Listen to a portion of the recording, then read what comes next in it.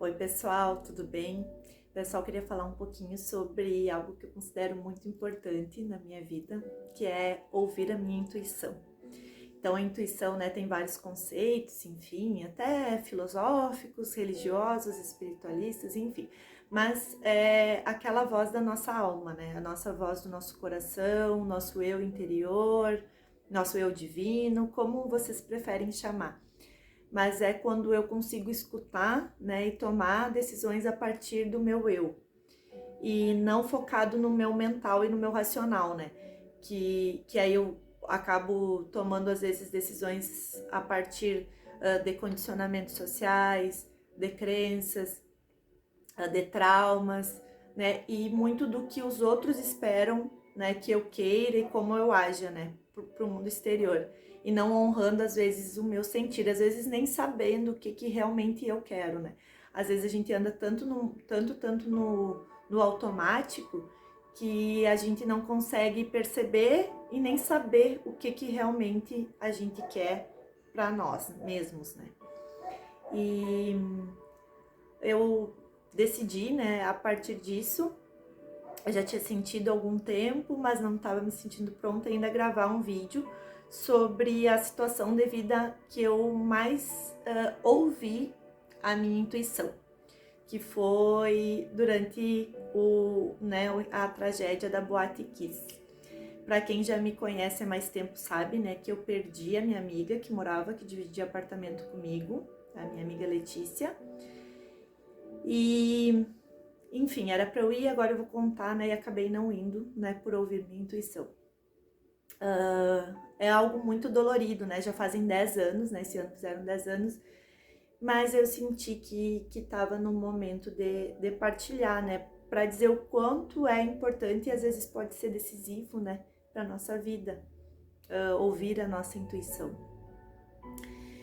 Então, né, na época que isso aconteceu, eu estava, né, no nosso apartamento, eu, a Letícia e o meu ex-namorado, e nós havíamos decidido que não iríamos sair naquela noite, né, naquele sábado. Então, nós tínhamos comprado coisa, feito janta, né, estávamos super bem lá. E nós tínhamos o hábito de sair mais cedo, assim, não sair tão tarde quando a gente saía lá. E aí, acho que, sei lá, por uma volta de umas 10 da noite, ela começou, né, a conversar com os amigos pelo telefone, né, e como era a festa do curso dela, ela fazia medicina veterinária, eles queriam, né, que ela fosse, porque, né, ninguém suspeitava o que ia acontecer, né, naquela boate, aquela noite. Então, como todos os jovens universitários, queriam que ela fosse, né, que ela fosse na festa. E daí, quando ela começou a levantar a hipótese de sair e tal, eu falei a seguinte frase: eu não coloco meus pés na Kiss hoje. E eu lembro até que o meu ex disse que essa frase marcou muito ele, assim, a certeza que eu coloquei, assim, eu tava irredutível. E o que eu tava sentindo, né? Eu tava sentindo muito sono e vontade alguma de sair de casa, assim, que era algo muito incomum para aquela Patrícia da época, né? Um sábado à noite, eu tinha 25 anos, enfim, no auge, né, da juventude, e o mais normal, né, era eu querer sair. Enfim, não tava cansada por outro motivo nem nada, mas eu tava querendo ficar em casa, ou quando eles tentaram começar a me convencer para sair, eu não queria ir para Kiss, né? Eu decretei que não colocaria meus pés lá aquela noite. Eu não tive nenhum tipo de premonição, de aviso, e até porque se eu tivesse tido, com certeza eu não teria deixado a Letícia ir, né?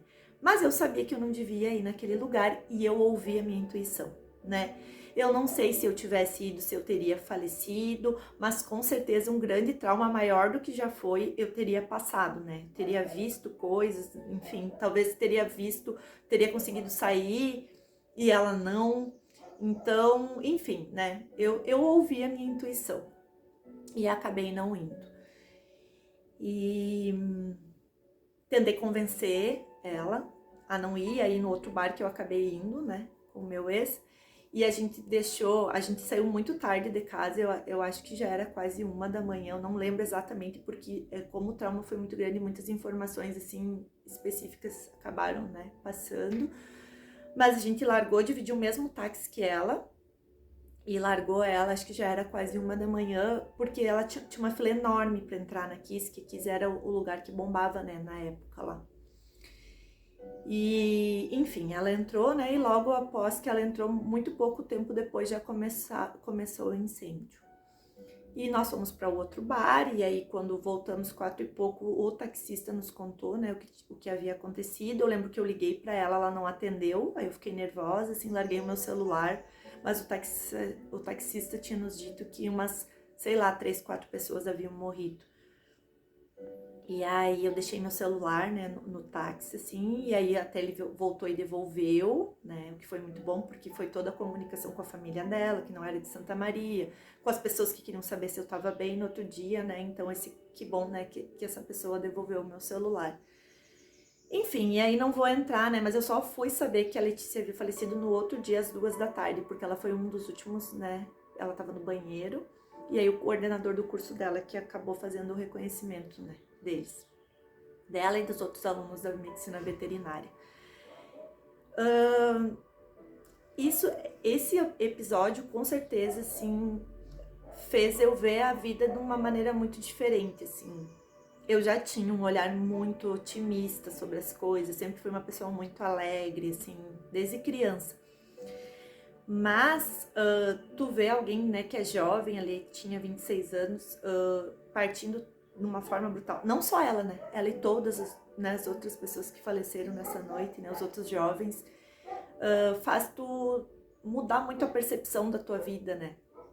E com certeza, assim, das muitas lições que eu tive dessa história, assim, foi algo que fez eu olhar muito para minha espiritualidade, me conectar muito, assim, porque quando tu tá em situações de total desamparo, assim, de desespero, de não conseguir acreditar, né, algo tão triste que tá ocorrendo. Eu já trabalhava em espiritualidade nessa época, mas eu lembro que foi algo que aprofundou muito a minha espiritualidade e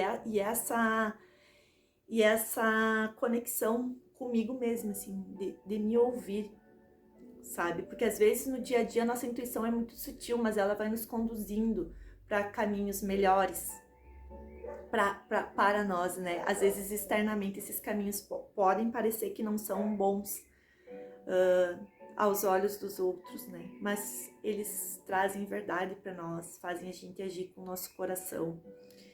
Então, quando a gente consegue, através do processo da meditação, do autoconhecimento, e ir silenciando a nossa mente e nos conectando com o nosso estado intuitivo, cada vez mais a gente consegue tomar decisões que nos trazem paz.